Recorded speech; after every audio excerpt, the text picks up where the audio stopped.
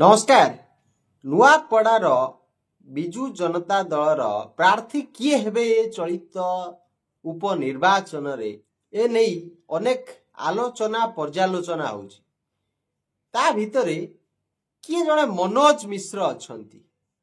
आमे तांकु जेतेबेले खोजिलु किछि कांग्रेस लोक कोन पाई लेखुचंती जे कांग्रेस रो जणे मनोज मिश्र अछंती जे कोसल कोसल बाउली हुंती कोसल कोसल कहती सी लोकटी ता फोटो लगे किछि लोक लिखुचंती कांग्रेस रो जे आज्ञा मनोज मिश्र बीजेडी रो प्रार्थी हेबे किंतु प्रकृत कथा हला बिजु जनता दल पाखरे आउ एक मनोज मिश्र मध्य अछंती।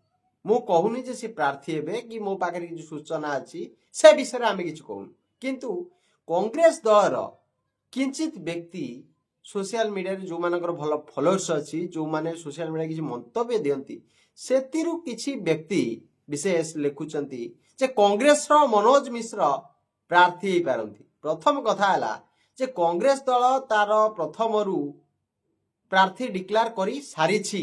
द्वितीय तो जदि आपण देखिबे जे कांग्रेस दल जो 2024 रो निर्वाचन रे सेठी शरद पटनायक निजे ठियाइथिले जे प्रदेश कांग्रेस कमिटी रो सभापति थिले से आज्ञा सेठी अमानत हरिथिले। एमिति एक नेता से निर्वाचन पर कहिले तांको अमल रे कोडा कांग्रेस भलो प्रदर्शन करछि किंतु से निजे अमानत हरिथिले।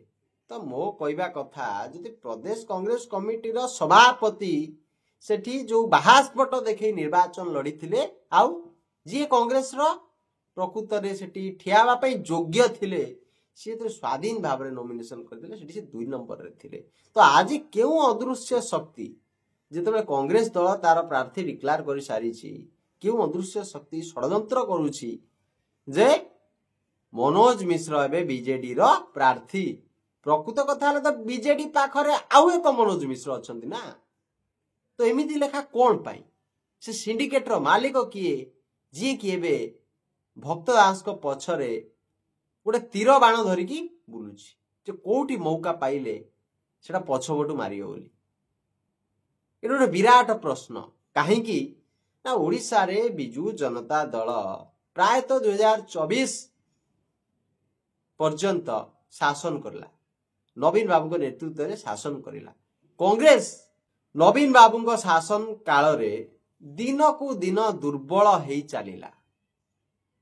गोटे मात्र व्यक्ति थिले जी थिले जयदेव जेना सी आज्ञा किंचित मात्रा रे सफलता पाई पारी थिले किंतु संग्राम जेना जहां को अनेक युवक ओडिसा रे मानंती तांकर देहांत परे कोविड रे तांकर बापा जयदेव जेना कोटना कोटी दुर्बल हे गले।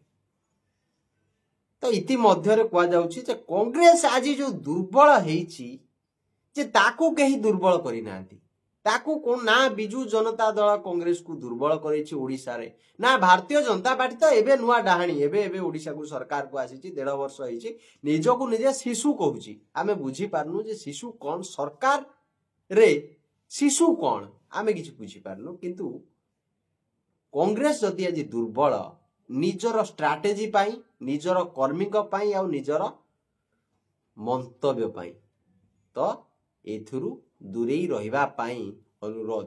नमस्कार। जय जगन्नाथ। वंदे उत्कल जननी।